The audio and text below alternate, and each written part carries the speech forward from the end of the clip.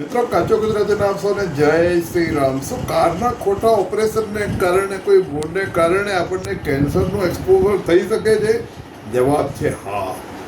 કારણ કે કારની અંદર અમુક કોમ્પોનન્ટ્સ, ધારો કે કારની સીટ, કારના ડેશબોર્ડ્સ, એ બધા TDIમાંથી બનેલા હોય છે, ફોમમાંથી બનેલા હોય છે, અને એ જ્યારે ગરમ થાય છે તો ઓફ ગેસીસ પ્રોડ્યુસ થાય છે, અને ઓફ ગેસીસ જે એ કાર્સરસ હોય છે, અને એનો અર્થ કે એ કેન્સર પ્રોડ્યુસ કરી શકે હોય છે. કાર્સોજેનિક ઓફ ગેસથી એક્સપોઝર આપણે કોઈ બી રીતે બચાવવું જોઈએ. માટે શું કરવું જોઈએ? સૌથી પહેલાં તો કાર આપણે કોઈ બી તડકામાં, ખૂબ તડકામાં બને ત્યાં સુધી પાર્ક ના કરવી જોઈએ, છાંયડામાં રાખવી જોઈએ, જેથી કાર બહુ ગરમ ન થાય.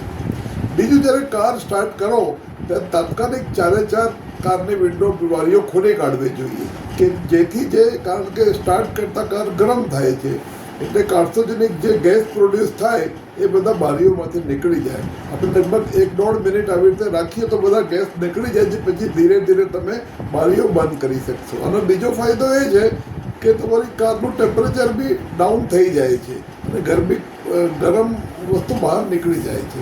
બીજું છે, તમે લોંગ ડ્રાઈવમાં જ્યારે જાઓ તો ધ્યાન રાખવું પડે કે આપણે ઇન્ટરનલ સર્ક્યુલેશન મોડ પર કારને મૂકતા હોઈએ છીએ, એટલે એસીની અવાજ ફર્યા કરે, અને એ વખતે કાર જો ગરમ થઈ જાય તો બી તકલીફ પડે. થોડો વખત માટે કાં તો વિન્ડો ખોલવી જોઈએ, કાં એર સર્ક્યુલેશનને એક્સટર્નલ મોડમાં મૂકવું જોઈએ કે જેથી બહારની હવા બી કારની અંદર આવી શકે.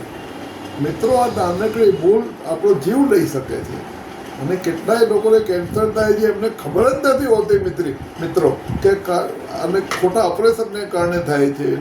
લોકો સીધા જ બારીઓ બંધ કરીને કાર ચાલુ કરીને ઉપડી દે છે, અને 1-2 વાર, 5 વાર, 10 વારથી કંઈ ના થાય મિત્રો.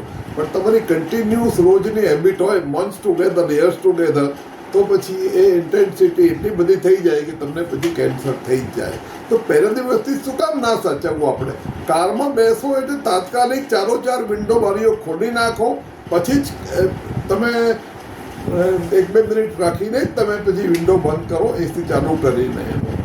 એસીની અસર કરતાં આની અસર વધારે હોય છે મિત્રો. એટલે કોઈ બી રીતે મિત્રો આ ભૂલ કરતા નહીં તમે, અને જ્યારે લોંગ ડ્રાઈવમાં જાઓ તો મેં કહ્યું એ પ્રમાણે ધ્યાન રાખજો. આભાર. Thank you so much. So nice.